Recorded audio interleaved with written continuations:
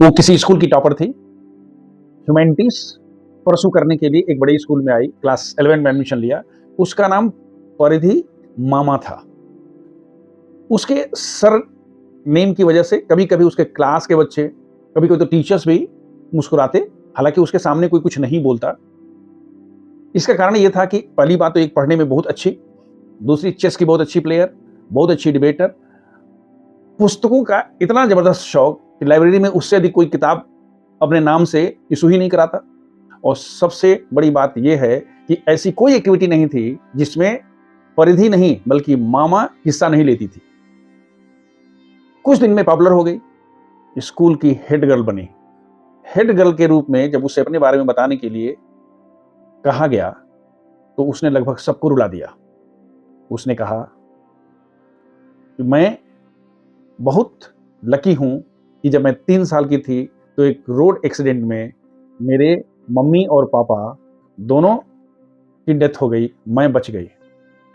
मुझे अपनाने वाला कोई नहीं था, लेकिन आई एम सो लकी कि मेरे मामा जिनकी 2 बेटियां हैं, उन्होंने मुझे अपने घर ला करके और अपनी बेटियों से अधिक मुझे प्यार किया और मुझे वो सब कुछ दिया जो मुझे मिल सकता था या जो मैं मिलने की जिसे मैं लायक थी। सच तो ये है कि अपने मामा मामी को मैं मम्मी पापा ही बोलती हूँ। लेकिन देखिए, 8वीं क्लास आते आते मेरी दोनों किडनियां खराब हो गई। मुझे लगता था कि मैं अपने मम्मी पापा के पास चली जाऊंगी, लेकिन मामा ने अपनी एक किडनी मुझे दे दिया, डोनेट कर दिया, और आज मैं आपके सामने जो भी हूं अपने मामा की वजह से हूं।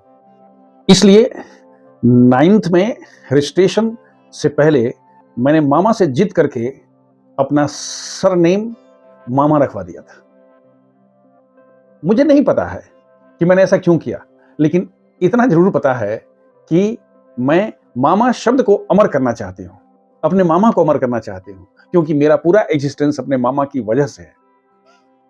देखिए, मुझे नहीं पता है कि मैं जीवन में क्या करूंगी, लेकिन इतना जरूर पता है कि मैं जो करूंगी, बड़ा करूंगी, महान करूंगी, ग्रेट करूंगी, उसमें आप सबका आशीर्वाद और आपकी बेस्ट विशेस मुझे चाहिए।